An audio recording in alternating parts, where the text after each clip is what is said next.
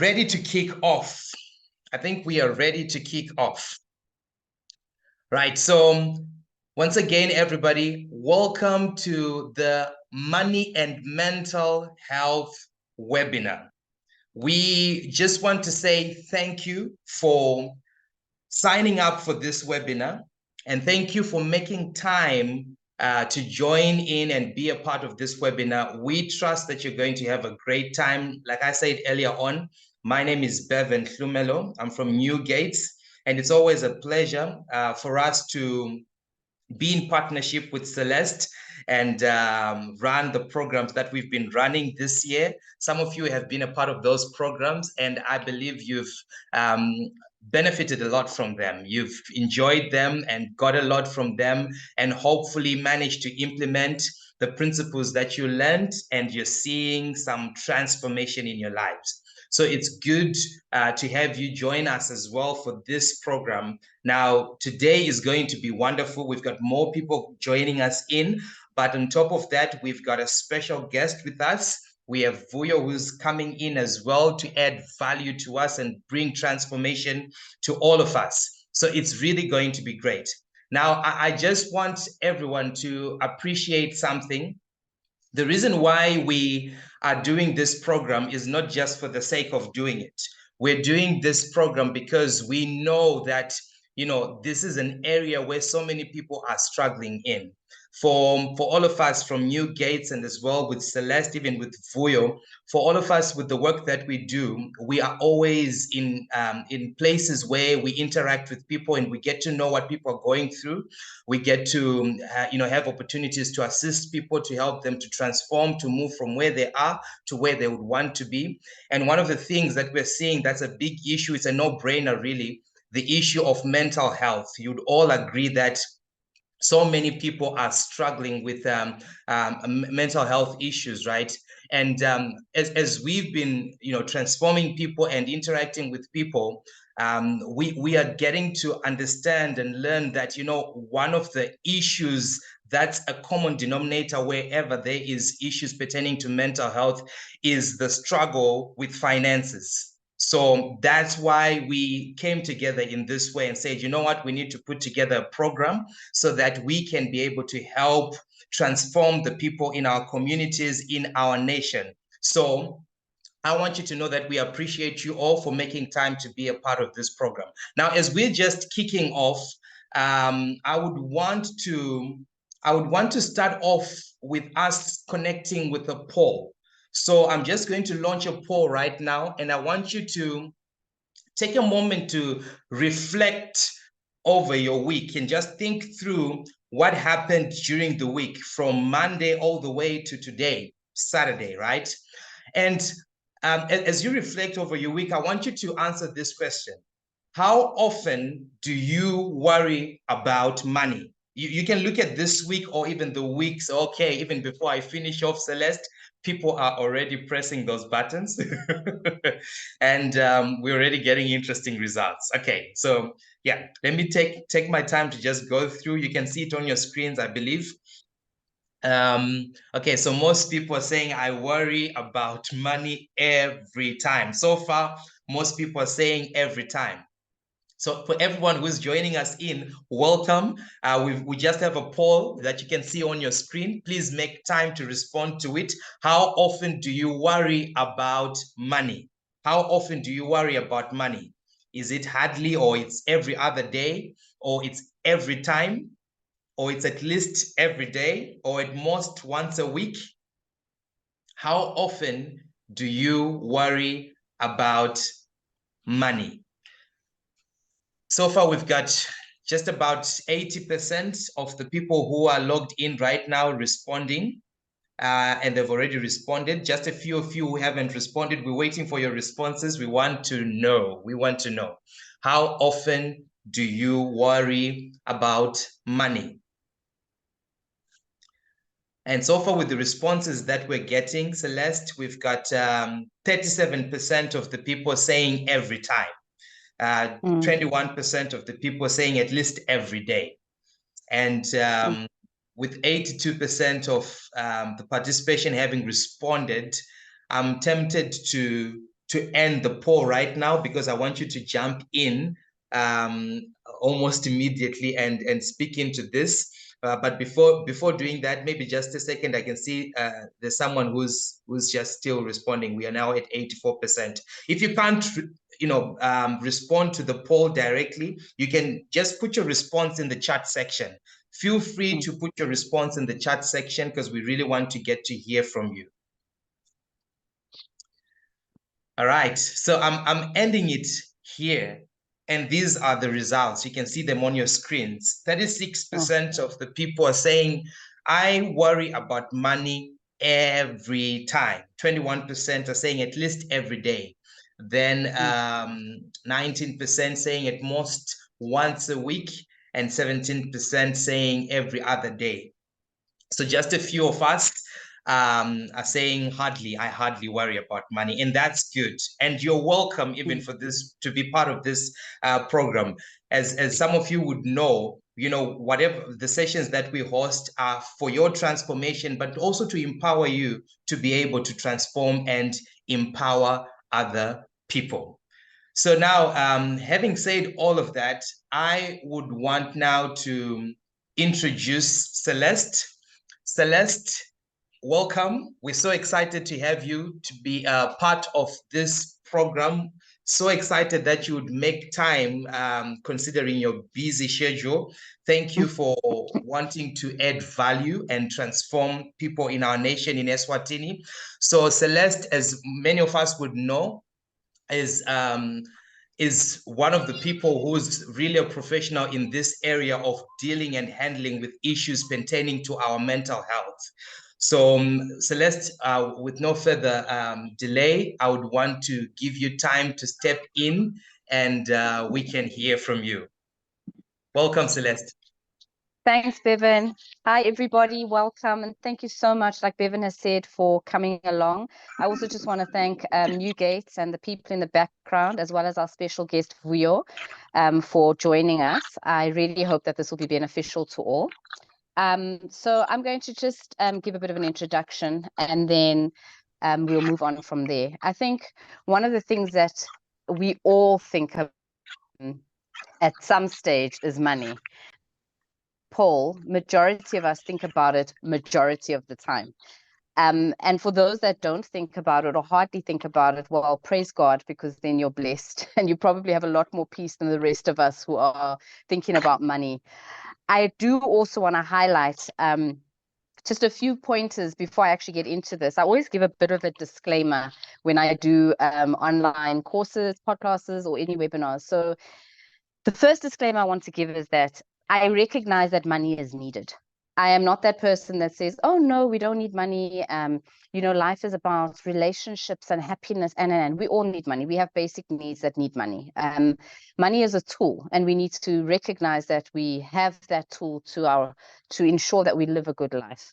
The other thing is that I want to highlight is the love of money is where you're going to have a problem, because that's where our mental health is one of the areas where our mental health starts getting impacted. We need to recognize that money it's a deep concept. It's complicated, it's complex, it's emotional, it's spiritual. It's not just about the actual physical cash. We have a relationship with money, and the way in which we relate with other people, family, friends, life, is probably going to play out in the way in which you relate to your finances. So we conflate money, and we align money with our identity, our sense of worth, our value, our power, status, relevance, how we see ourselves in society, how we see ourselves in comparison to others. And as I think it's clear that we can see from what I've said already, that can lead to mental health issues, which we'll discuss later. The issue is, though, money is almost taboo. It's almost like sex. We don't talk about it. And if you're not going to talk about something, you're not going to have power over it. It's going to have power over you. And I think that one of the reasons we've put together this webinar is to break that the shame or the emotions that are attached to the topic when we're talking about money. And also, like Bevan had said, to empower, to equip, and to bring awareness around the concept of money and mental health. Money may actually be a greater taboo today than sex. I think with HIV and with sexual education classes at school, sex has become less of a taboo. Money's not spoken about at school. It's not spoken about necessarily in a lot of families. And so please also keep in mind when I'm speaking general. There are exceptions to what I'm saying, where some families are very intentional in talking about money, very intentional in teaching their children, and very comfortable with it. But that's not the case for everybody. And I think from my experience of working with people, maybe within my own family and friends and community, I recognize that people don't like talking about money, whether you have a lot or whether you have a little. Both sides of the coin, or both, excuse the pun, but both sides of the topic of money will bring about some form of emotion. And as a result, I've noticed that people don't talk about it, hence why we're here today. So I'm very proud of everybody that's come forth today and everyone who's taken the time to come and equip themselves and to hear a bit more about the topic of money and mental health. So research has been done by Elite Daily Reader, and a survey of 18 to 34-year-olds were done. 88% of men and virtually 90% of women, so virtually all the women, said that they do not discuss money on dates or when they're going out or they're having a conversation. Even people in long-term relationships try to avoid talking about money. And in that same survey, a majority of 54% of partnered respondents said that they talk about money only when necessary. That research was done in 2016, and I'm going to assume that we can use those same figures or the same principles of the findings from that across the board. I think, yes, we come from different backgrounds, different cultures, different nationalities and families, traditions, but at the end of the day, I think we are quite similar as human beings. And so I'm going to take that as being a similar picture of money in Eswatini.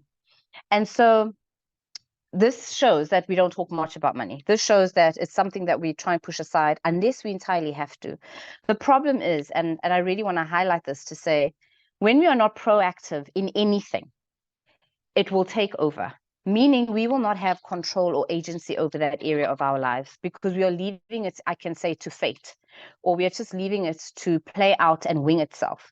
So we've got to be we've got to be intentional, we've got to be consistent, we've got to be proactive in assessing, in looking, in analyzing, in dealing with, in facing, in addressing our money issues. Again, please note, I'm not saying this is only for people who may be struggling with money or don't have a lot of money or feel they don't have a lot of money. This is across the board, whether you're a billionaire or whether you're living in abject poverty. These are things that I think we need to speak about because, like we know, it affects our mental health. I think when we talk about money and mental health, there's certain questions that we could throw out there, such as when I say money, what do you think? When will you have enough money? When is it enough? Will more money make you happy? And I can almost assume if I really put that as a poll, we'd probably have 100% saying, yes, I'd be happier. But I'm going to actually pop that bubble of yours as I go along in the talking and sharing to show you that not necessarily. Are you comfortable talking about money? What is your relationship with money? What feelings are evoked? What comes up for you when talking about money? Did you talk about money growing up in your family? You know, we don't have financial literacy classes at school. We don't have mental health classes at school. So we learn this as we go along, which unfortunately I feel is not enough to equip us in order to be able to be at resilient and strong standing points with those concepts like mental health and money. The most powerful and reassuring lesson, though, from new research, and I really want people to think about this before you get emotional and want to respond or feel offended or like, no, Celeste, you're wrong. But research has shown that happiness doesn't come from being rich. And in defense of that, before people get emotional or want to react, I want to say, if we look at celebrities who have committed suicide, celebrities who have taken their own lives, they've got money, which for me is almost evidence of the fact that money does not bring happiness. Yes, we need money. Please, I highlight that quite intentionally because we do need money. I'm not saying that you must be happy without money, because obviously if your basic needs are not being met, your mental health is going to be impacted. But don't let money be the be all and end all for your happiness and your success. When it comes to increasing your sense of well-being and managing your emotions, your life, your mental health, your relationships, and just your quality of life, money is not going to make that happen. There's more to it. Once we reach a certain point within our financial status, money doesn't make a difference anymore to your happiness. And so for me, that says that if I can find happiness before reaching that position with money, I can still be happy irrespective of when I have money or not, if that makes sense. When it comes to increasing your sense of well-being, like we're saying, it's not entirely about how much money you have. People who place less priority on having more money tend to be happier. And I can almost assume that I think it was 7% of the poll that said that they hardly think about money. You probably have a lot more peace than the people who said that they think about money all the time.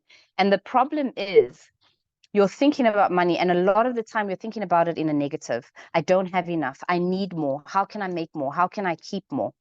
We need to be careful about also how we think about money. When we think from a place of fear, and when we think from a place of lack, the reality is that's what's going to happen, because obviously we know that our thoughts will influence the direction of my life. So there's no way I'll be able to see opportunity to be innovative, to be able to make money if I'm thinking negatively, or if I'm thinking of lack, or if I'm thinking from a place of fear. So we need to be conscious again of the fact that you're happy. And I keep highlighting that because I really want that to sink in, that there's more to life than just money. It's needed, but it's not the ingredient for happiness. I want to go on and say that knowing that money is a means and not an end in itself is another key to satisfaction. People who place less priority on having more money tend to be happier than those who are more materialistic. I think a lot of the time we want money, and I'm going to say this with utmost respect, a lot of the time for the wrong reasons. It's to buy the next fancy car and to buy the next mansion and the next name brand, and to feel important and to feel worthy and to feel relevant.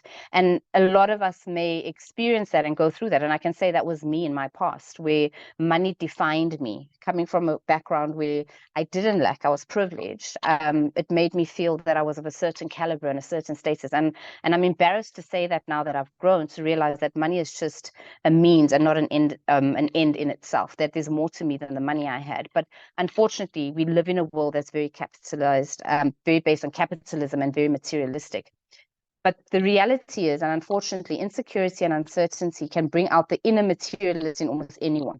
So when we are feeling that way, we do then look for things outside of ourselves to make us better. But I think what I'm trying to get across to is that your mental health is very much dependent on your view of money, not necessarily of how much money you have. It can be impacted by the amount of money you have, but it's more than that. Children who are raised with inconsistent rules or in different atmosphere will often grow up looking for money to provide some form of compensation. And then children who grow up where they have consistent rules or are in a more relaxed environment will also sometimes then search for money, because remember, money is the thing that buys everything we want. It pays our way. It gets us certain places. But at the end of the day, that's not where your true joy and happiness and mental health will stand. I think we need to recognize that living a rich life will depend less on how much you own than on how much you do, what you stand for, and how fully you reach your own potential. When we're walking in purpose and walking our potential, our mental health is good, whether we're rich or whether we don't have as much as we need. As long as our basic needs can be provided for, we generally should be able to find ourselves in a place of joy, a place of peace, depending on our thoughts and our view, our relationship, and our attachment to finances. The best value investment of all is channeling your money into goals that will make your life more valuable, drawing out your intimate gifts to make yourself matter to other people and to make the world around you a better place. Given the way the brain works, your happiness ultimately depends not on finding how much you can buy, but on learning how much you can be. I think so. In the end, living a rich life, like it says on the slide, depends on you, on your purpose, on your inner being, not your outer being.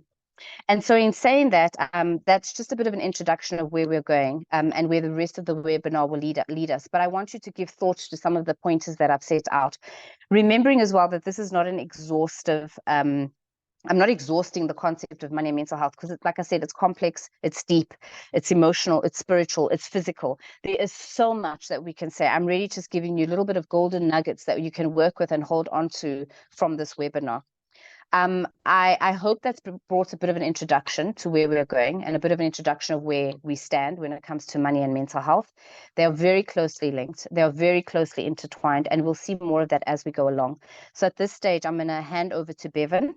and I will be back with you all shortly. Thank you very much, Celeste. So everyone, I just want to encourage you that, we're going to have a time where if you've got questions to ask, we will give you an opportunity to ask those questions. So please feel free to jot down notes and jot down questions that you would want to ask as we're going through these sessions.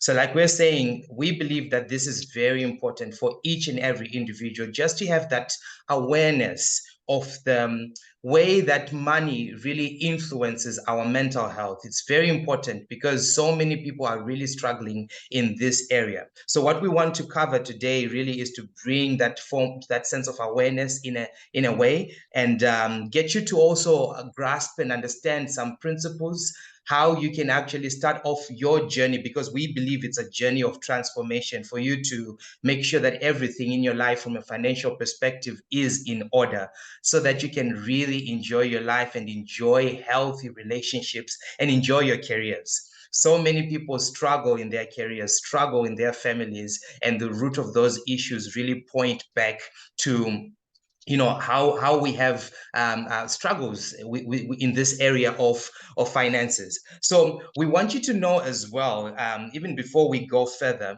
that we're doing this as an awareness to also empower you and equip you with some principles, but we have something in store that's coming up in a couple of weeks' time, just beginning of December. Some of you would know that we run what we call pod classes, which allow you to learn and to be able to experience transformation and empowerment in your own time. It's really based on your own pace. We have opportunities for you to go through a program that we've put together called Money Matters, and it's really pointing towards helping you to build financial resilience and to understand the importance of money coaching. The importance of money coaching, because if you are like me and you at times have struggles with finances, I mean, you really have to be intentional to put your house in order, because we are in a time and in a season, to be honest, where there are so many changes happening around our nation, within our nation, around the whole world, and there's so many disruptions in our careers and the like. So we have to be intentional in terms of how we value the way we manage our finances. So that's why we're saying money matters.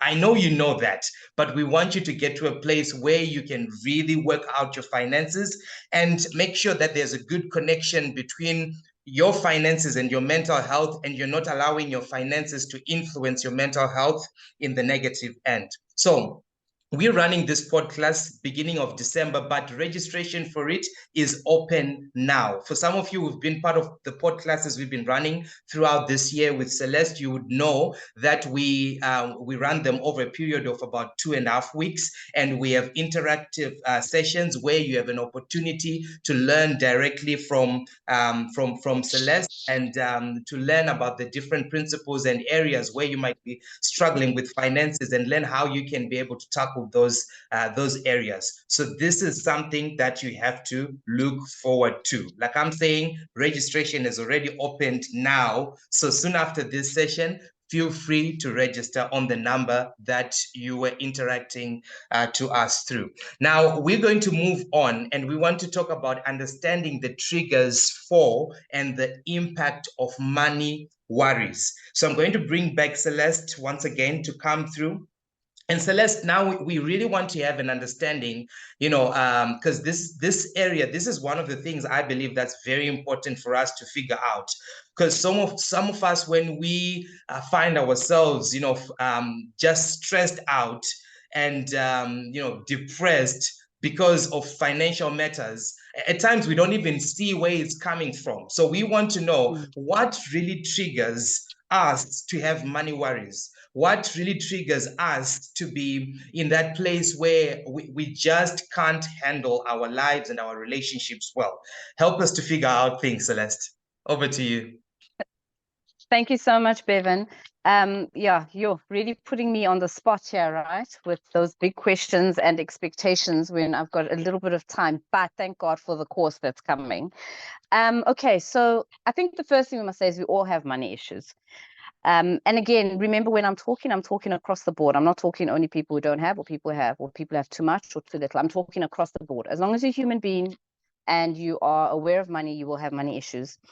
The most common ones are avoidance, aversion, deep conflict, as in having a love-hate relationship with money, fear of failure, fear of success. Those are what I would call top issues, which are largely subconscious, and therefore the person doesn't even realize or know they are operating in the background. I think some of the reasons why we have the issues that we have with money is that we don't have training to deal with money. And also, it's a very often triggering topic. Like I said, it's not often spoken about. So when it does come up, for instance, when you may be getting married or when you're in a new job, when they're discussing your salary, a lot of us will just be quiet. A lot of us won't engage or stand up or challenge the amount or engage in the discussion because of the fact that we don't have training in it. And also, it's not something we've been brought up with. I think one of the things that we are brought up with is just to make money. I think if I speak for myself and maybe people that I know and I've had discussions with, the key around money is to make money and make a lot of it. And sadly, that is a very minimalistic view of money because there's a lot more to money than that. We have hardwired money patterns from early childhood. We learn about it through watching our parents do things that they say, things that we're taught at school, but not in a formal setting, if that makes sense. And remember, I'm speaking generally. The biggest problem is not communicating in a healthy manner about money. Money triggers can refer to specific situations, events, factors that can evoke strong emotional reactions or negative feelings that are related to money. When we don't talk about stuff, we don't gain perspective. When we don't gain perspective, we can't change things. When we don't engage in discussions or in educating ourselves or bringing awareness to ourselves around certain topics, we then are left in the dark and we make decisions based on emotions, based on what's in our subconscious, which is not always the healthiest place to make decisions from, because not all of our experiences have been positive. The more we are caught in the trap of buying houses, cars, wanting to make a lot of money, wanting to be rich, wanting to be wealthy, and that becomes our life mission, and all life's energy gets invested in that, life is then left behind. We actually then don't appreciate life because there's so much more to life than that. What kind of life do you want is the question you need to ask yourself. And what are the kind of relationships you're looking for? Where do you want your mental health to be? And so I throw these questions out so that while I'm talking, it's things for you to consider, things for you to work with, even in the future around money. If we dedicate our lives to just running after money, we are losing out on so much more. I think one of the other things that we may have heard before, some of the stories that have been shared in life, is that when you end up on your hospital bed or your dying bed, the reality is you're not going to call for your money. I think the further reality is that our money isn't going to necessarily save us either. And these are things that we need to take to heart. So as long as we understand where I'm coming from and that I'm being general and that I'm not wanting to bring shame and I'm not wanting to cause any kind of triggers in people, I think we are good to carry on. But recognizing that there may be people who are listening today that are getting triggered. There may be people who are listening who are starting to think things in a different way, who may start thinking, oh, I'm this way because of. I'm not here for us to start blaming people. I'm not here for us to start pointing fingers. I'm here for you to look at your own life and to move forward with the issue with money and mental health. So the reality is, we will all have money issues and we'll all be triggered in different ways. And I'm going to go through some of the triggers that we can engage in and have that will cause these triggers then cause mental health struggles, which we'll look at as well. So one of the ones that could trigger us is a financial emergency. Unexpected expenses such as medical bills, maybe you had a car accident and now you need to replace a car, home repairs that were not budgeted for, the weather that's changing with climate change. It's stuff that we haven't really considered, the damage that happens to our houses to that extent. That becomes an emergency. And these can cause stress and anxiety because of a shortage of funds. And this is the reason why it's important for us to have financial literacy, to have money coaching, because then you know that you've got to save for these and you know in which areas, you know how much, and you're guided, you're educated around that. I think we all know and we've all been told to save, but save what? Save for how much? Save for what? Because a lot of the time you're saving, I think, again, to be rich. We are saving so that we can have, so that we can be comfortable. Which I'm not saying is wrong, and I'm not challenging it, but I'm saying it's more than that. So a financial emergency could be a huge trigger. Debt and bills could be a trigger, even though we know that they're there and we know that we have them, but they can still trigger us, especially when we don't have, or when we want to use our funds for something else. So having a significant amount of debt or struggling to pay your monthly bills and just get by can be a constant source of worry, and this can trigger financial stress. And obviously, if we have stress for too long, we've all heard the saying that stress is a silent killer.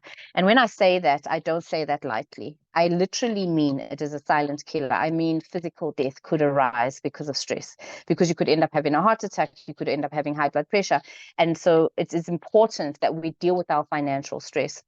So financial emergencies, debt and bills, job loss or income reduction.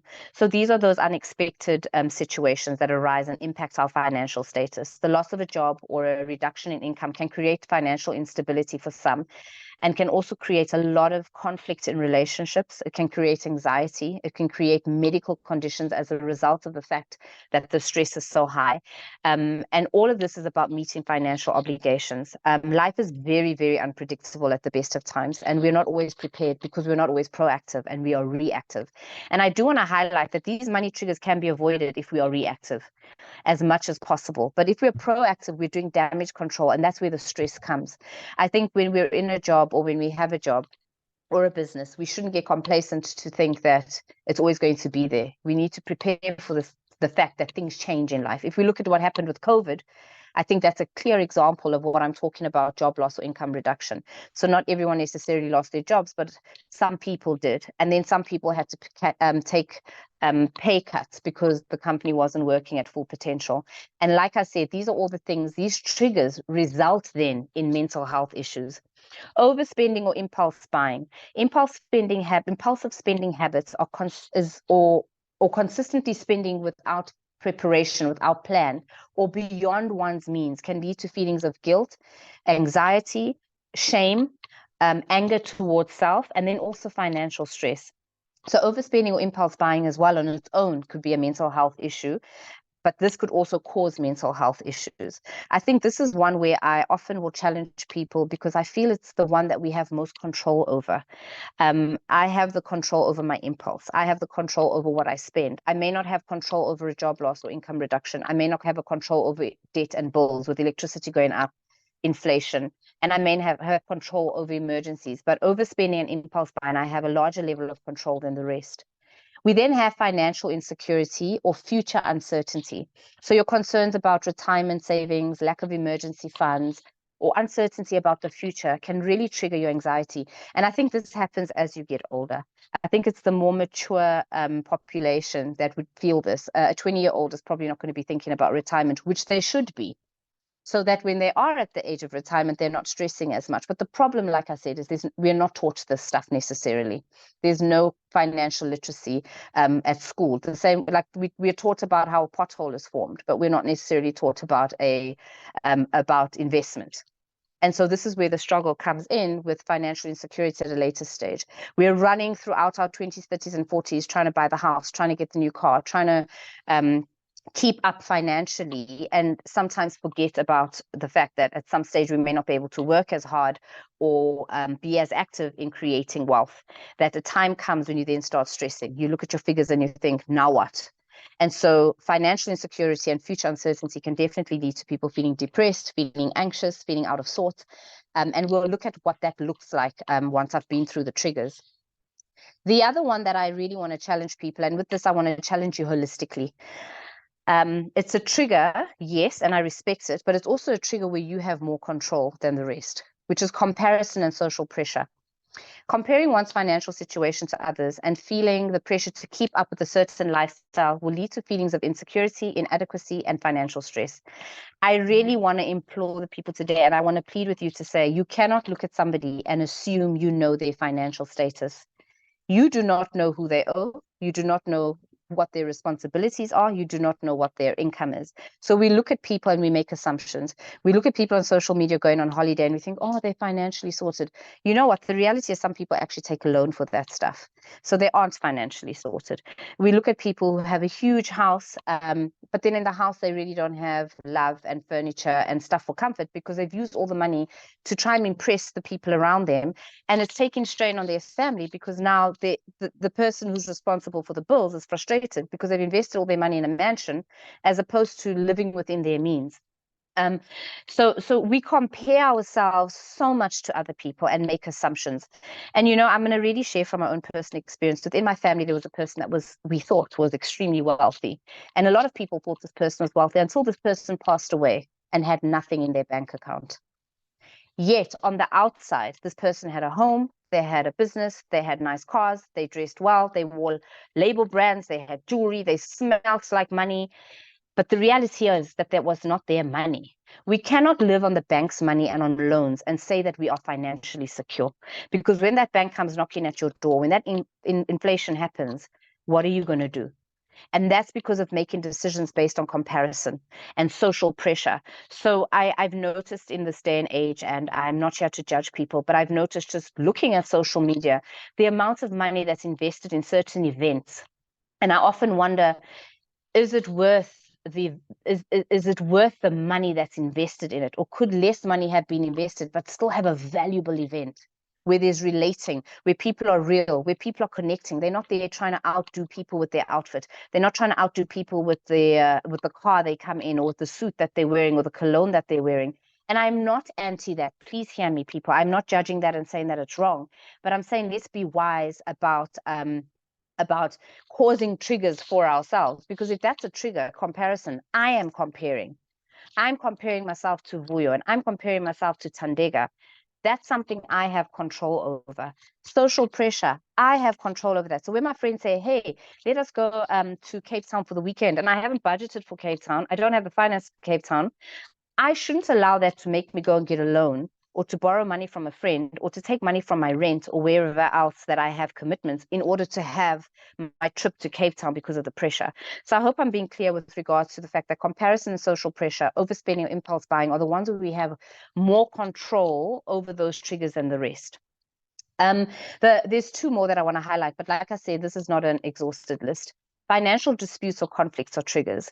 So arguments or disagreements about money with family members, friends, employers, partners, whoever, can create tension and emotional distress. Remember, I said at the very beginning in the introduction that money carries emotion. Money is spiritual. Money is it's complex. It's not just the physical cash. There's a relationship we have with money. So as soon as somebody comes to talk to you, or there's a dispute or a conflict about money, we're already starting from a base of shakiness, a base of this could be a trigger. This is not comfortable. And so when we're in those situations, we get defensive. So as soon as somebody, and I think people here who may have spoken to their parents or to their partners or to their employers or to their husbands or their wives, their spouses, when you want to go and discuss or approach a topic about money, you may find that you get anxious. And so already your guard is starting to go up to defend yourself. And that's because it's not something we are comfortable talking about. And so we feel shame, we feel certain emotions, we feel inadequate because we also don't know. And so you can see how if there's already that basis around money, and now there's a dispute between people or organizations, it can get really ugly. It can actually blow up. And I think we've seen in the world today how money's become such a problem and caused so much strife and so much problems. And when I say money, I don't necessarily only mean the cash, but the association with money. Oil's a problem, and because it causes problems because of the money attached to it. Gold, it's because of the money attached to it. Even illegal things like drugs, it's because of the money attached to it. So we can see that money has a lot of energy, a lot of other connotations to it. So when there's a financial dispute or conflict, it can really create tension in relationships and just destroy relationships as well as destroy one's own mental health. And then the final thing I want to speak to, which is not the final trigger, but because there's so many, is your mental health.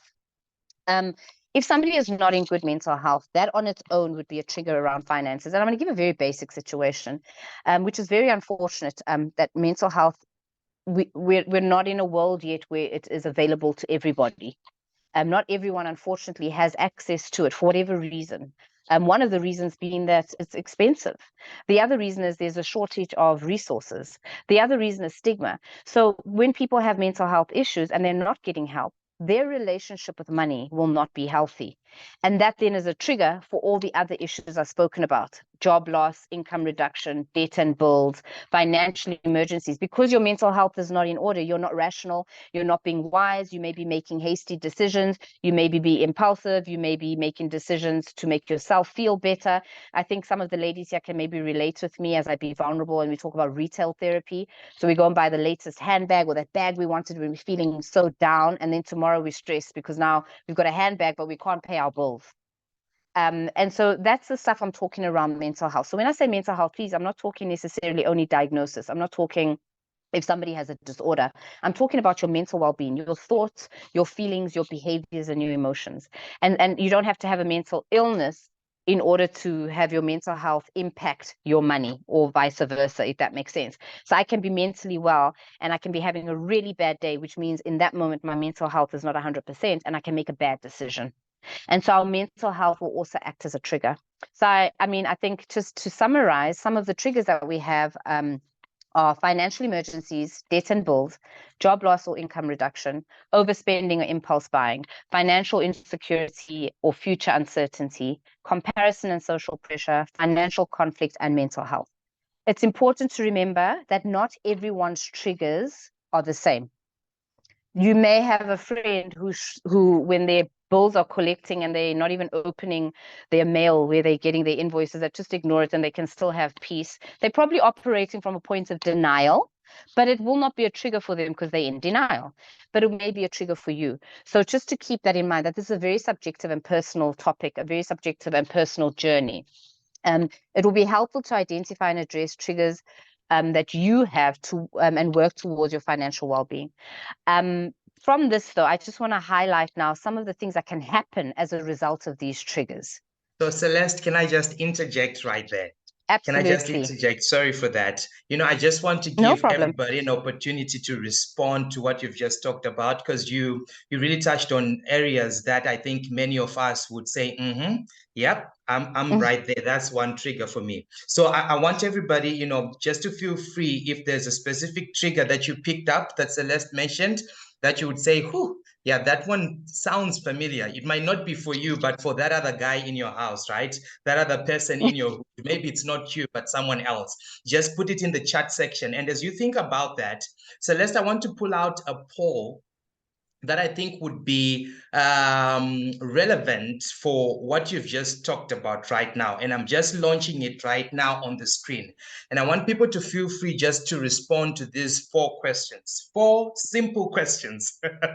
So the first one is, have you ever been evicted due to not paying rent?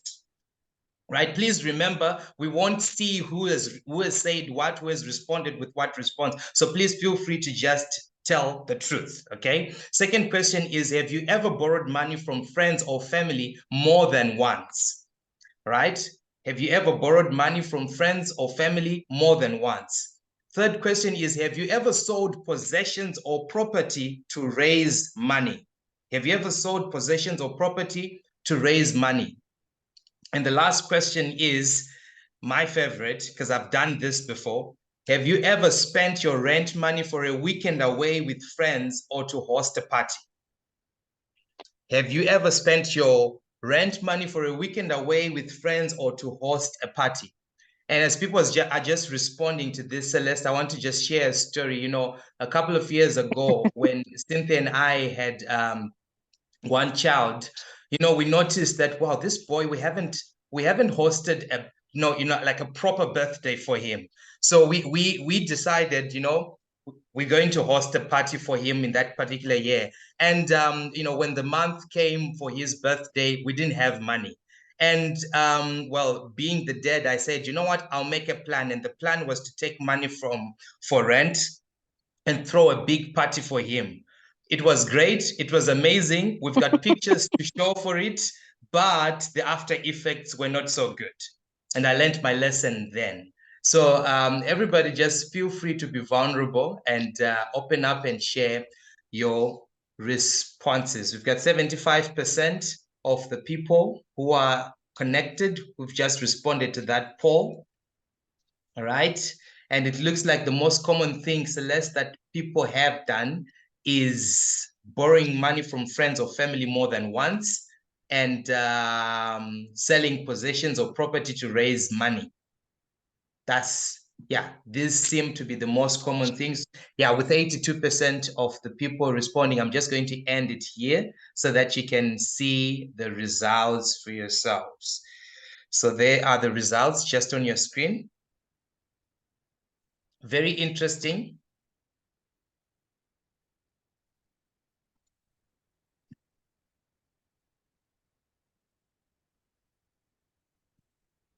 Celeste, if you want to respond to that, feel free as we bridge getting into the effects of money. Thank you so much, Bevan.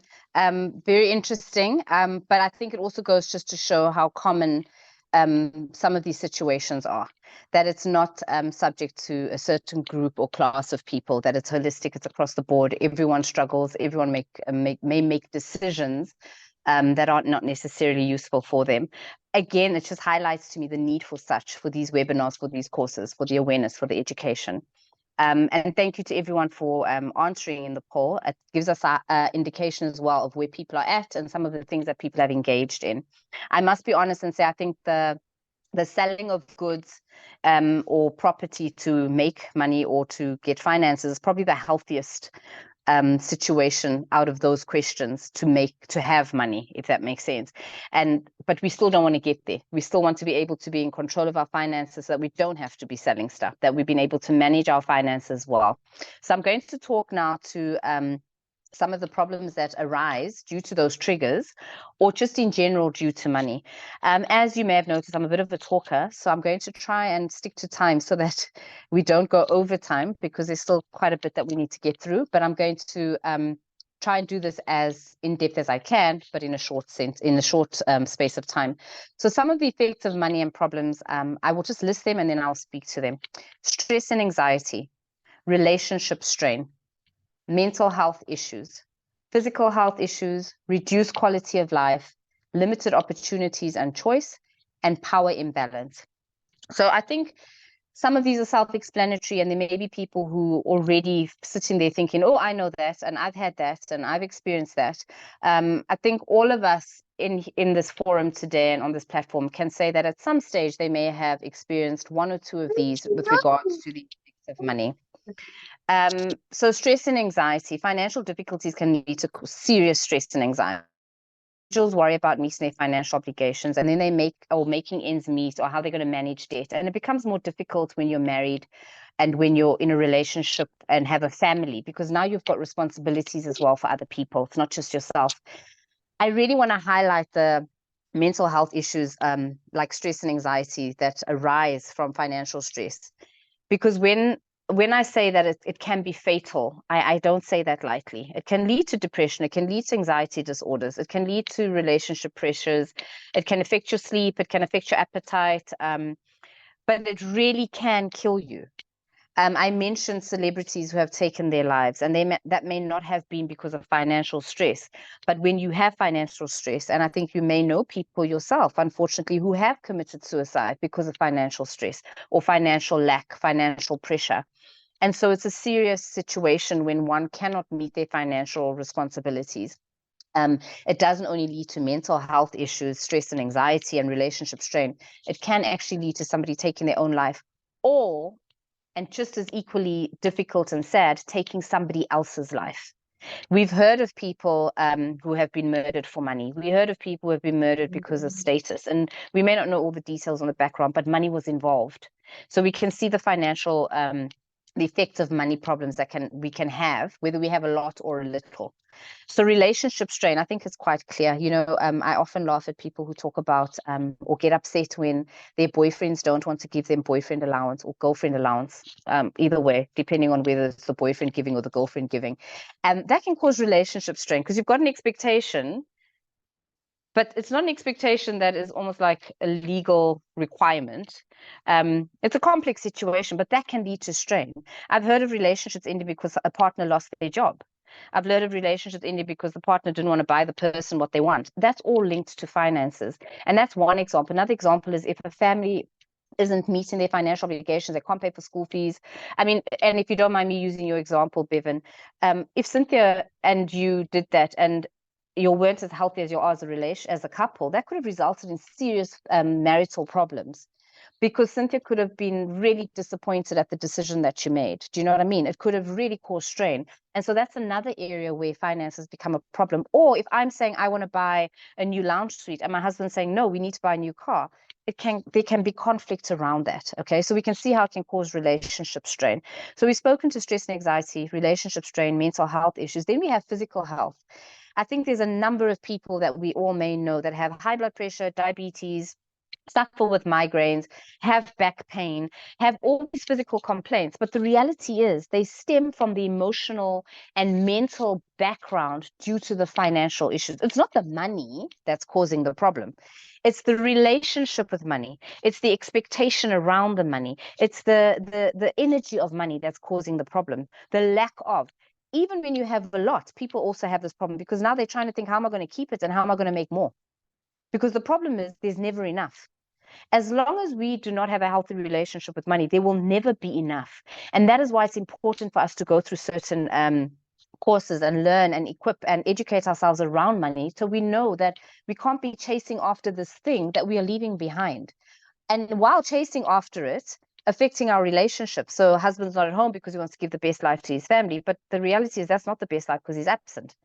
Or vice versa, spending all your money on a holiday because your friends went on holiday, we see the trigger, and then coming back and not being able to meet your financial obligations, no lights, no water, that's going to cause physical strain on people. We get headaches from stress, we get backache, we get breathing problems. So you can see how your physical health can be impacted. It can really limit your opportunities and choices. So a lack of financial stability can limit an individual's ability to pursue educational opportunities, career advancement, personal goals, or restrict your choices in life. And this is why I said earlier, money is needed. We all like to go and have a decent meal out with friends. We all like to be able to gift a loved one. We all like to be able to spoil ourselves with a treat from time to time. But we have limited opportunities when we don't have the finances we have, which as a result can lead to unhappiness, can lead to stress, can lead to feeling lonely when all your friends keep going out and you can't. So you can see that, and that's on a social level. But here, there's many people in this day and age who all they want to do is pursue a career. They want to get educated and they can't. And that's because of the lack of finances. And so in those regards, you can see how your mental health is impacted. We've seen suicides happen because people can't get jobs or because they can't go and study. And those are noble reasons for them being sad. Like, it's not that they want to buy a new car, sports car. They really just want to better themselves and develop themselves so they can be a better person within themselves holistically. And that can result in problems. And then the last one I'm going to speak to that can become a problem with regards to your mental health and just holistically be a problem. And again, please, these are not the only problems. There's a long list. We could be here the whole day just talking about how money can lead to different stresses, different problems and stuff like that. So power imbalance. Financial struggles can create a power imbalance where individuals may feel trapped or dependent on others, leading to feelings of helplessness and a loss over control over their own lives. In my experience and in my work and in my readings, one of the things that I've noticed, this happens a lot in marital couples, where one party works and the other doesn't, and there isn't a healthy relationship around the finances within that home. That causes strife, causes problems, can lead to divorce, and the woman or the man, depending on who the provider was, is now left in a situation where they're helpless. They feel stuck. There's a power imbalance. It can be in other situations. Let's say you're in a relationship and the wife is earning more money than the husband. This could lead to power imbalance if the wife is not playing her role and fulfilling her role as a dutiful and honorable wife, because then she feels she's in control, making her husband feel emasculated. So I think it's clear we can see the power imbalance. We see this in the world. We see that the person who has money gets away with a lot of stuff. Unfortunately, it's not healthy. It's not necessarily fair, but it is what it is. And that can cause problems for those that are at the lower end of the power struggle, if that makes sense. So again, it's important to support to get support and take steps to address the problems that you have with money, address your triggers, address what the triggers are causing and the impact in your life holistically. And this may include seeking financial help, financial advice, professional advice. It may mean you need to budget differently, reduce your expenses, but there's a number of different things that can be done in order to assist people to get to a point where they have a better control over their finances and they're more resilient. Remembering, though, this all stems from here. It stems from your thoughts, your emotions, and your behavior, and your spiritual view around money. Reaching out to people for help is always the key to getting yourself where you need to be and dealing with your struggles. At this stage, I think we've covered quite a number of different topics, and this is the stage where I'm really excited. I want to introduce our special guest. I'm going to give you a little bit of a background of who Vuyo is, and then Vuyo will take over and share on a topic that I know a lot of people are excited to hear about. So thank you for giving me the space to talk about money and mental health, the triggers, and how it can impact us.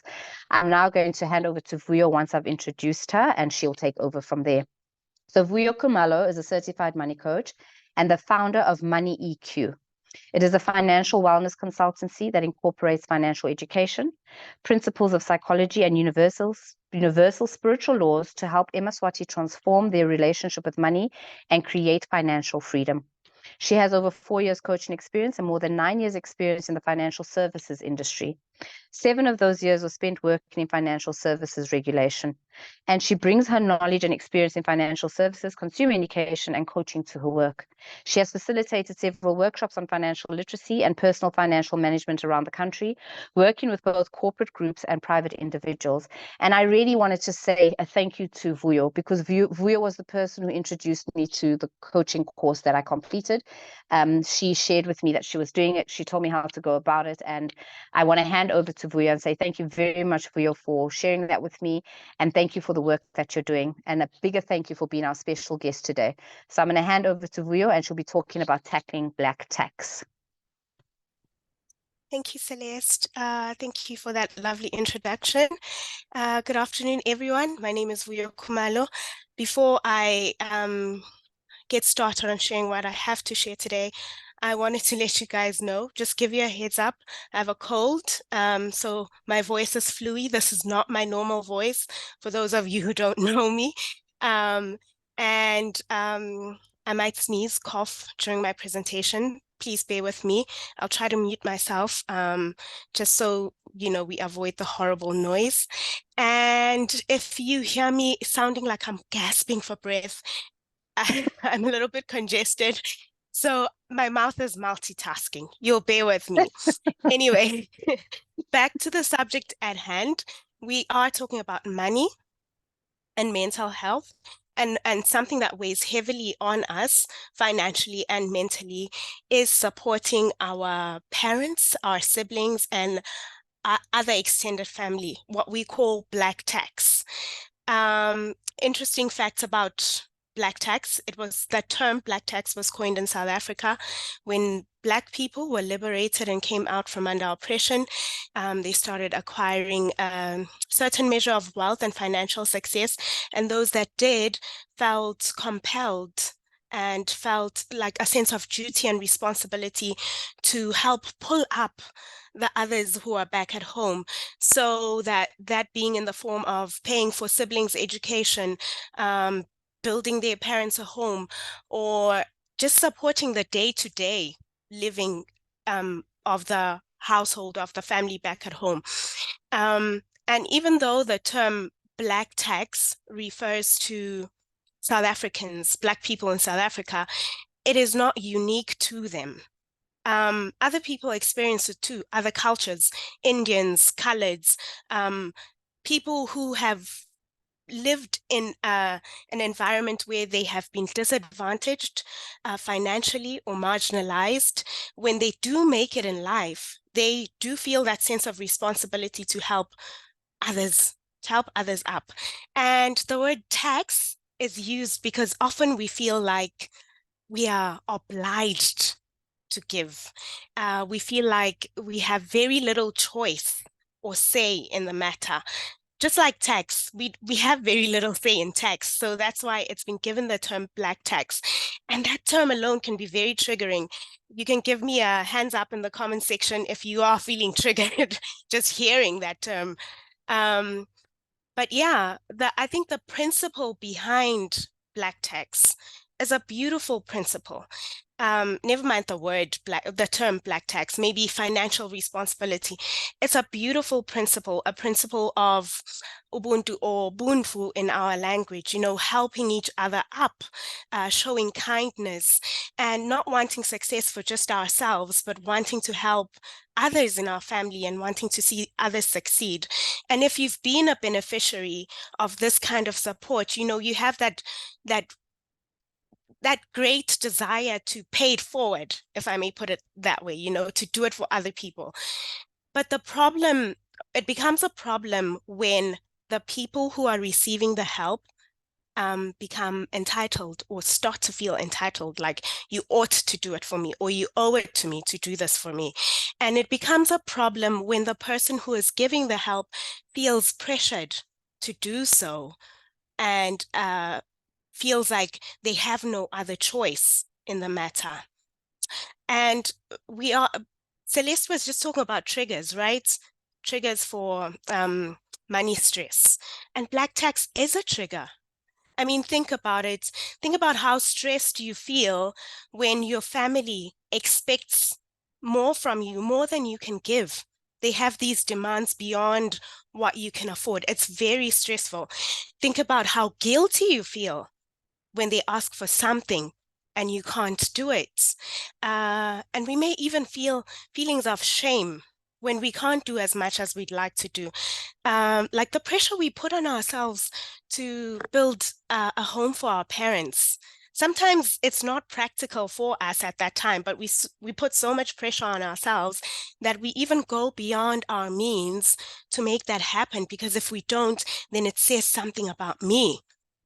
I'm not good enough. I'm not adequate. I'm not son enough or daughter enough for them, It can also trigger feelings of resentment and frustration, because often giving the help comes at the expense of our own goals, financial goals, and our own dreams and desires.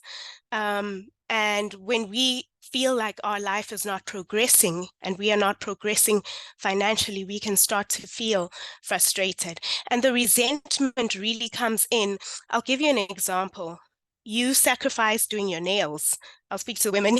You sacrifice doing your nails to give your sibling transport money for school. You get home, they have their nails done. You have basic hair. Your sibling has long inches of weave. And it can be very frustrating, like the audacity for you to get your nails done when I'm the one supporting you and I'm sacrificing these things for myself when I can afford them to give to you. So those kinds of situations can breed resentment, and I've seen something like that. Something like that has happened to me. You're supporting someone, but they get these luxuries that you're sacrificing on. And also, it can lead to feelings of isolation. It's very isolating when you feel like nobody cares about my needs. Nobody asks how I'm doing, what I need. Every time people call me, they call me because they want something from me. They want money from me. And it can also feel isolating when you get to the point where you're like, you know what, I'm not going to visit home because every time I get there, there's this expectation for me to fulfill A, B, C, and D, or I'm expected to come home with groceries, even when I can't afford to. So you avoid going home. And I've had many conversations with people who say, I don't go home anymore because I just can't afford it and it's too stressful for me. So those are just some of the ways in which it can trigger stress for us.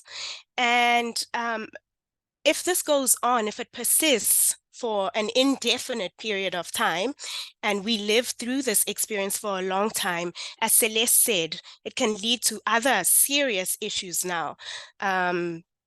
Chronic stress, the terms, Celeste, depression, stress, and other significant mental issues, which is why it is important for us to manage it we need to be able to manage Black tax, and we need to be able to provide that support for our families in a responsible way and in a way that is going to contribute to our own financial well-being. And so how do we go about doing that? How do we draw the line? How do we distinguish between, Ubuntu, really wanting to help other people, and enabling dependency and a victim kind of mindset in the people that we're supporting? How do we balance supporting our family members with also managing our own finances responsibly? Because it's important for us to strike that balance.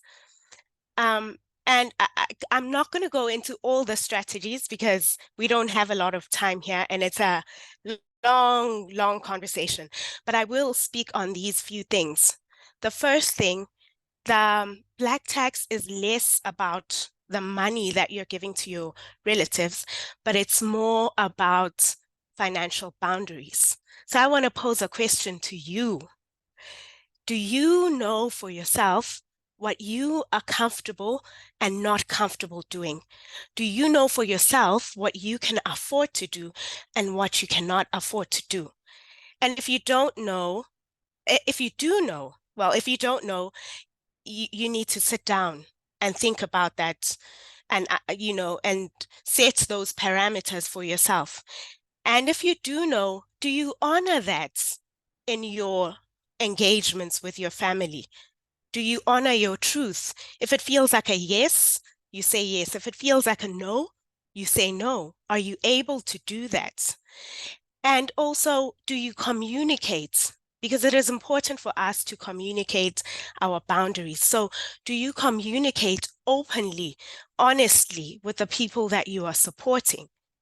And this communication, like Celeste says, we tend to be reactive.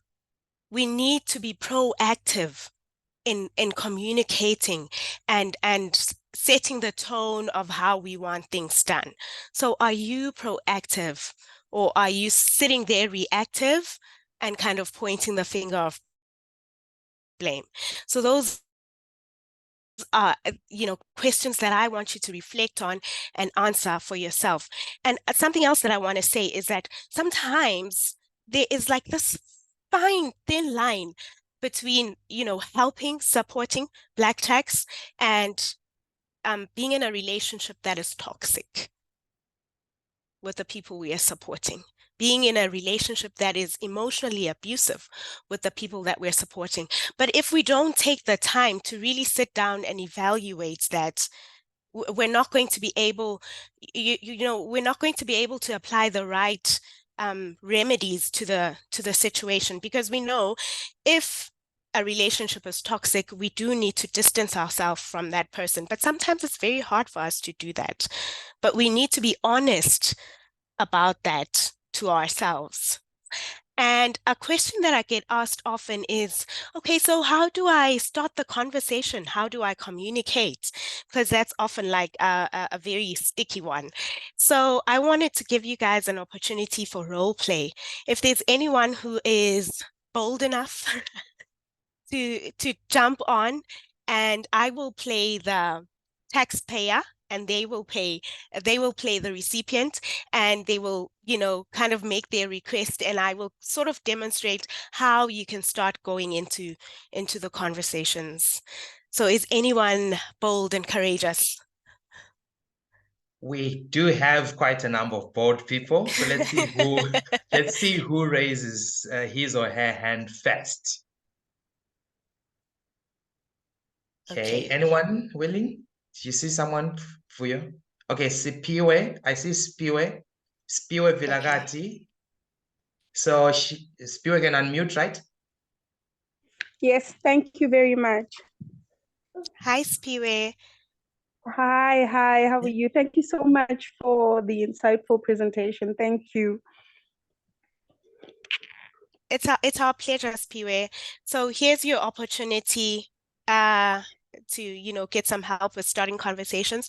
So you have a request for me. I'm the taxpayer. Absolutely.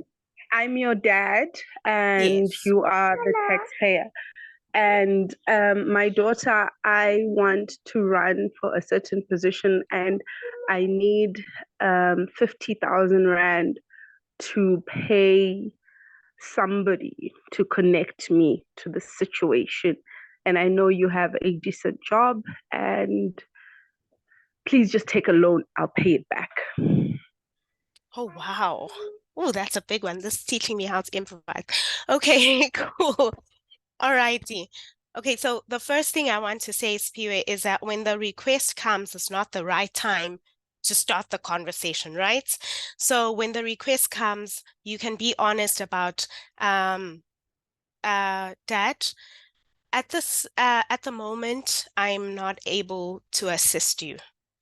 Or can you please give me some time to think about it? And because also when these things come, usually they're very triggering.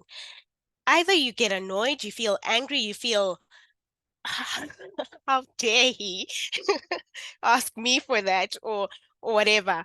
And you don't want to speak from that space, speak from a place, or address the situation from a place where you're feeling triggered and emotional about it. You want to calm down and try to think, things through, and then have the question when you are feeling calm and clear emotionally. So I would say maybe set time then to say, Dad, I'd like to come see you. I'd really love for us to have a conversation. A week later, or 2 weeks later, and you go to Dad and you say to Dad, Dad, okay, the first thing, you want to take accountability, take ownership, because your father wouldn't just come to you with such a request if you hadn't given the impression that you're able to move mountains.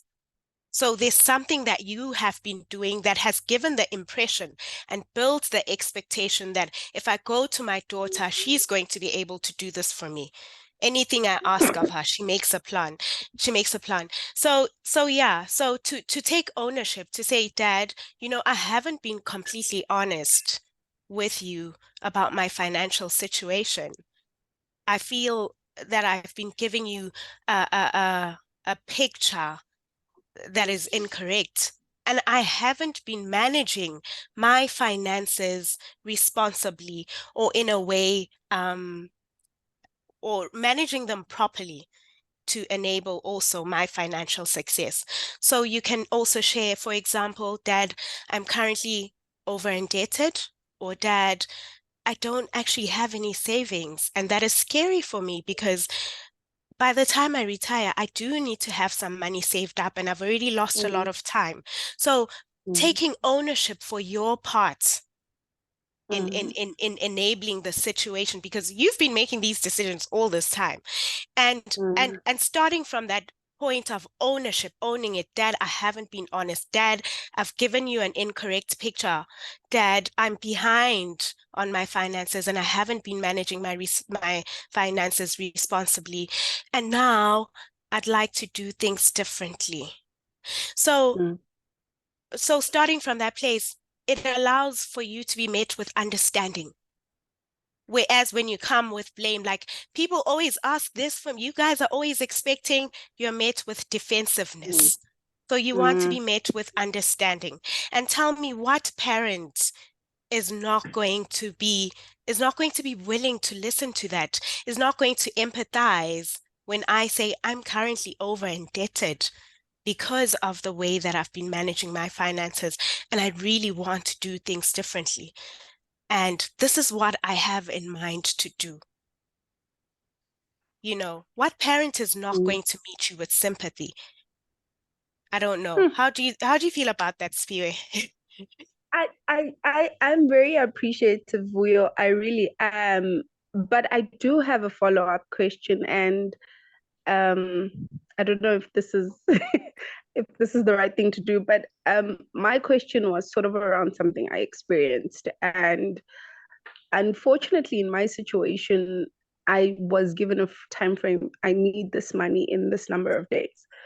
And that doesn't give me the time to ask for that conversation. It doesn't give me that time to have sort of that open, accountable conversation with this person to say, I'm really not in a position to do this. You know, Yeah. I was given a time frame, and I think my follow-up question, I'm very, very happy with your answer.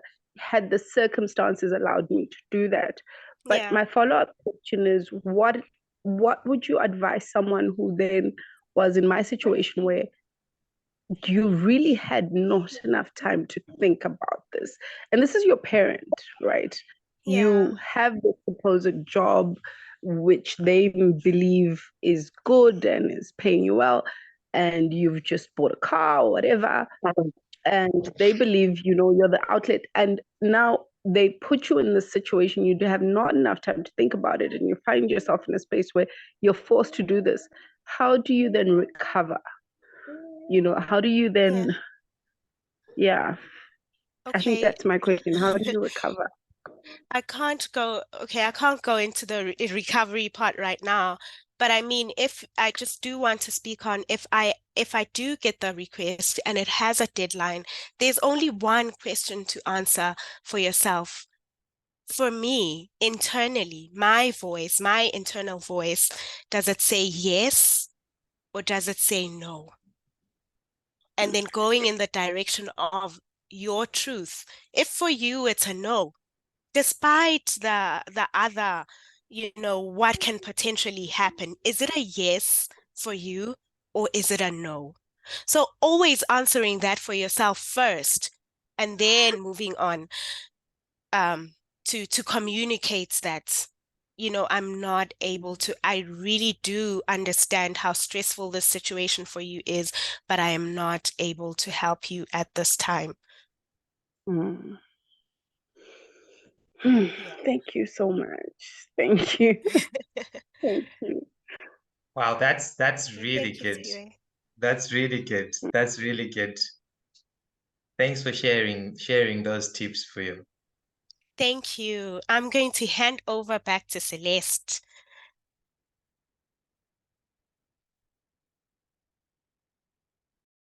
Celeste, you're still muted.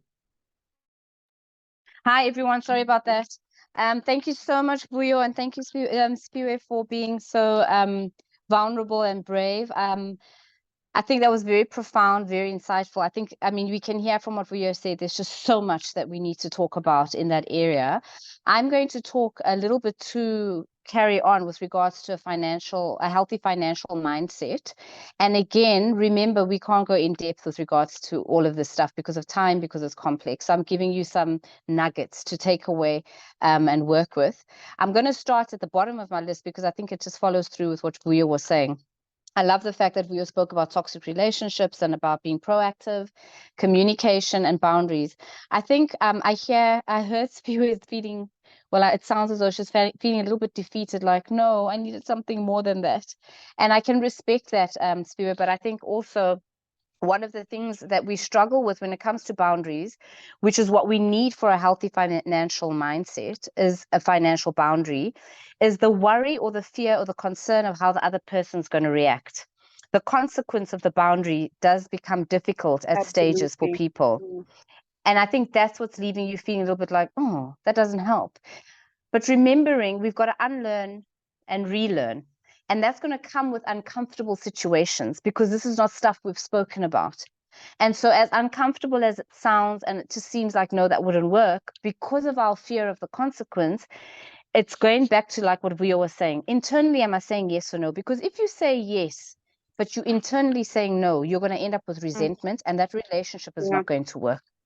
And so to have a healthy financial mindset for all of us, not just with regards to financial family responsibilities that we have, we've got to set healthy boundaries. We've also got to be able to give back as a way to have a healthy financial mindset. And when I say give back, again, it's within boundaries. Recognizing the importance of giving back to your community or your family or a charitable cause will provide fulfillment and gratitude for you, and that improves your overall well-being. And there's a number of different things we can do with regards to having a healthy financial mindset. But I'm going to go through about 8 or 9 of them. And I know time's going, and I'm sorry to everybody that we're going a little bit over time, but thank you for being patient. But here are some of the ones that I'm going to talk to. I'm not going to talk a lot to the financial stuff because I think a lot of us have heard those things already. I want to speak more around the mental health, the mind, the psychology stuff. So yes, budgeting and tracking expenses. I think that's very clear. It's self-explanatory. Establish a budget, track your income. Expenses help you to be more aware of your money is going and making more informed financial decisions. Saving and investment. Prioritizing your savings and money and investing both short-term, long-term, as well as with the hope of financial growth and security. So these you can see a lot around the financial aspects of money. Living within your means, big one. I think a lot of the time we live for our wants and not for our needs. We need to learn to live within our means. So avoid excessive debt, overspending by recognizing the difference between your wants and your needs and make conscious spending choices. I think a lot of us, like we saw at the beginning when I spoke about triggers, make impulsive decisions. That is not useful for us because then we're left with the mental health stress and anxiety afterwards. So we've got to live within our means. Goal setting. Be proactive. That's what this is about. Setting clear financial goals will provide you with direction and motivation towards financial success. Too many of us just say, I want more money. I want to be rich. What is that? Because for me, it may be having an extra million. For Nella, it may be having an extra 2,000.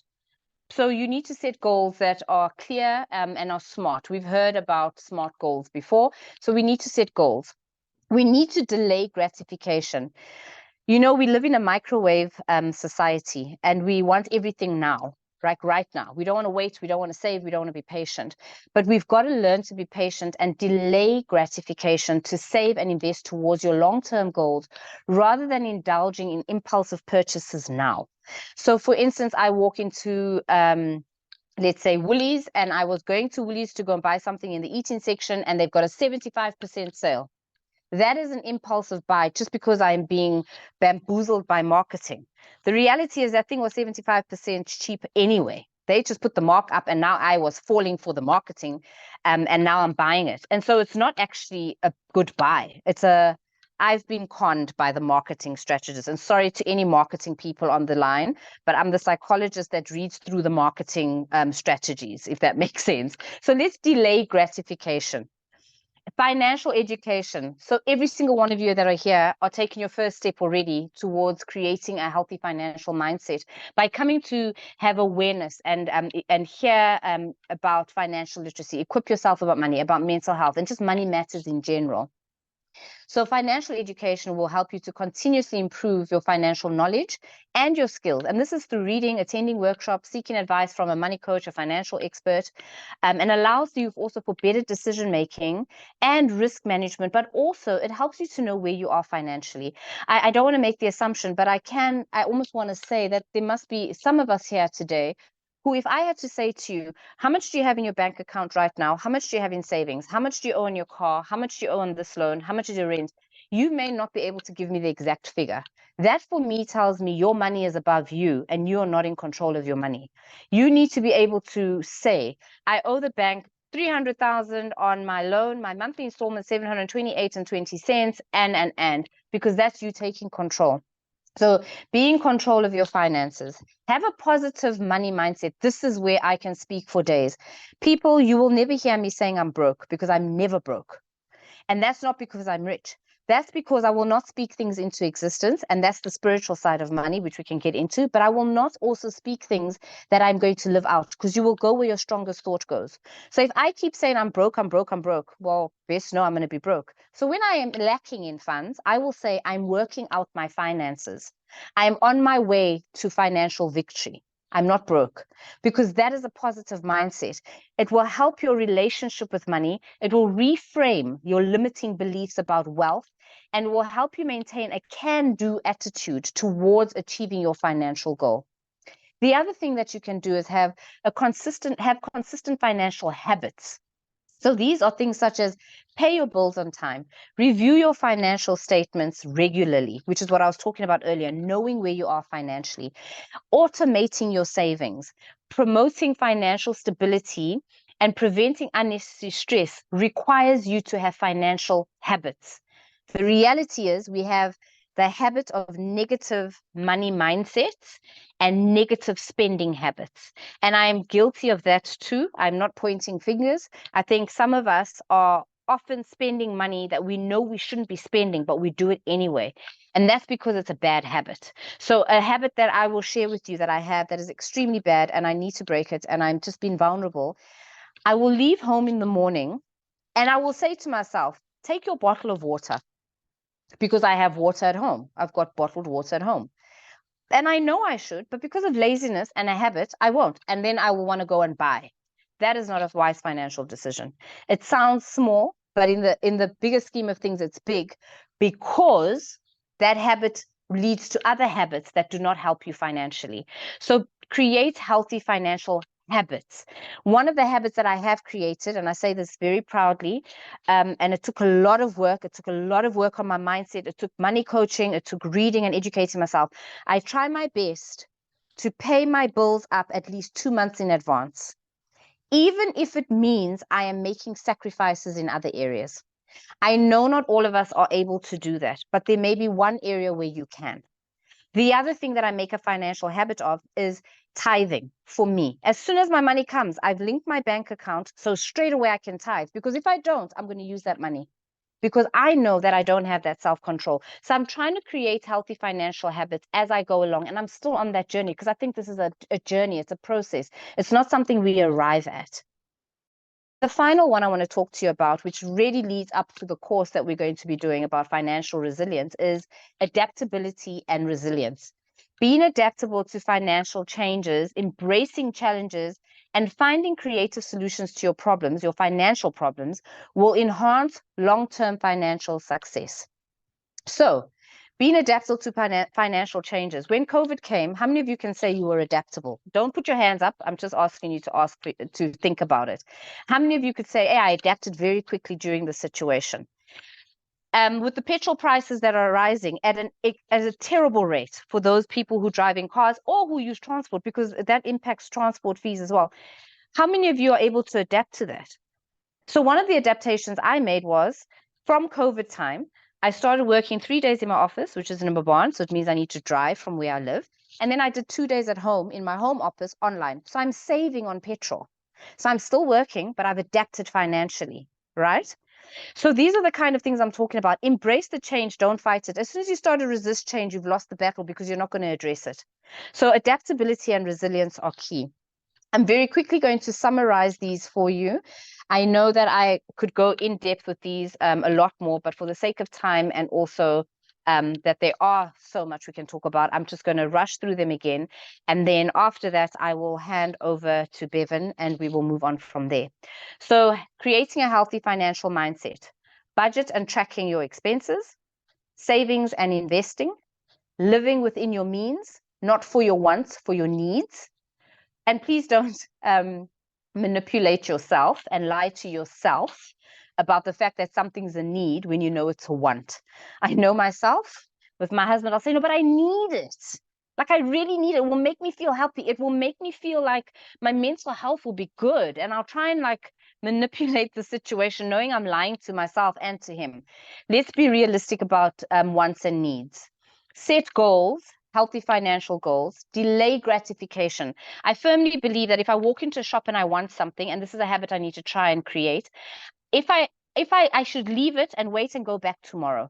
If I still want it tomorrow and I have the finances, yes. If I don't, and it was never part of my budget or my plan, I need to leave it. Wait 24 hours. Please don't be a sucker for marketing, and don't be a sucker because, oh, I should buy it now, because then if it doesn't happen, I won't have it next. But then you're taking your rent money. What happens then? Now you've put yourself in a hole. I'm derailing, sorry. I'm coming back. Financial education is another way of creating a healthy financial mindset. Positive money mindset, as opposed to a negative or a lack or a poverty mindset. Think abundance. People, there's more enough in the pie for all of us, which is why I can call Vuyo here, knowing we're both certified money coaches, because I'm not competing with her. I'm working with her. There's enough in the pie for all of us. Think abundance. Think prosperity. Think wealth. Have consistent financial habits, be adaptable and resilient, and give back within boundaries. And then the final one, have boundaries, solid financial boundaries, and learn to deal with the consequences of those boundaries, as hard as they are, because that then becomes a you thing, not the other person's thing. So thank you very much for giving me this time, and apologies for us going over time. Thank you for giving us the space, for joining us. I'm going to hand over to Bevan and he'll take over from here. Thank you very much, everybody. Thank you so much, Celeste. Once again, thank you, Vuyo. So everybody, I know that you've got questions. I know you've got questions that you wanted to ask. Please feel free to type in those questions right now. And as you're typing in those questions, I just want to remind you of what we've been telling you about the program that we are going to be hosting this coming December, just beginning of December. I think it's rightly placed. It will be very beneficial for you. In essence, I want you to take it up as a course, as a program that will help you to prepare yourself for the next season, for the next year, 2024. I want you to consider it to be some sort of like a wellness program for you that will bring so much enrichment in your life so that you can be able to thrive and have a better year.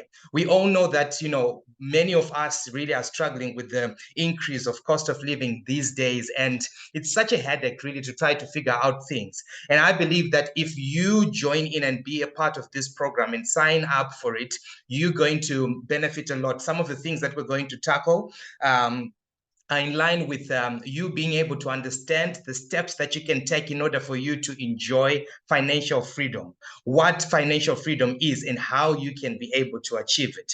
We're going to help you also to be able to understand the issue pertaining to being responsible with your finances and being accountable. Accountability is one big issue. So many people are not accountable, and that's why they always find themselves in a pit, always finding themselves struggling where it comes to their finances. So we're going to teach you how you can be able to do that. We're going to teach you as well, like Celeste said, the idea of becoming financially resilient, because that's a key thing. We want to build up that idea of financial resilience in you and understand how that works and how you can also benefit from money coaching, learn so many practical things and even financial habits that will benefit you and help you to thrive and help you to have a better life, better career, healthy relationships, and a healthier life. So for some of you who haven't been part of the programs that we've done before, we want you to know that, you know, the kind of like role play that Vuyo did with Sipu earlier on, that's one of the things that we do in our interactive sessions. In actual fact, our interactive sessions would be packed with just those kind of opportunities where we do a bit of role play and you get to learn a lot from someone else's story, or you get help for your story. But in between the weeks, surely what we will do is to be teaching you principles and giving you directions as to how you can be able to figure out things and take action in order for you to experience transformation. We strongly believe that, you know, transformation doesn't just come by you getting information. Transformation comes by you taking action. So with everything that has been shared today, please take action. Do something about it. We appreciate that you've taken the first step, like Celeste said, just being part of this program. But the next step, we believe, is to implement what you have learned. And another good opportunity in terms of steps to take is for you to register for the program Money Matters. Indeed, money matters and your life matters. Now, for the questions that you have just posted on the group, if you, some of you, I see some of you have posted in questions. Unfortunately, we're not going to go through those questions today. But the good news is we're going to incorporate these questions into the program, into the course, and these questions are going to be answered. I mean, we already have the outline of the program, but we're going to incorporate and bring in these questions as well. Your areas of pain with regards to finances, and we're going to speak into them and help you to thrive. Once again, thank you so much for making time. Celeste, thank you a million. Vuyo, thank you a million. It's a blessing to have everybody come through. Have a blessed weekend, and please enjoy your weekend responsibly, and don't forget what you learned today. God bless you. Have a wonderful weekend. Bye-bye. Bye. Thank you, everybody. Be blessed. Bye. Thank you.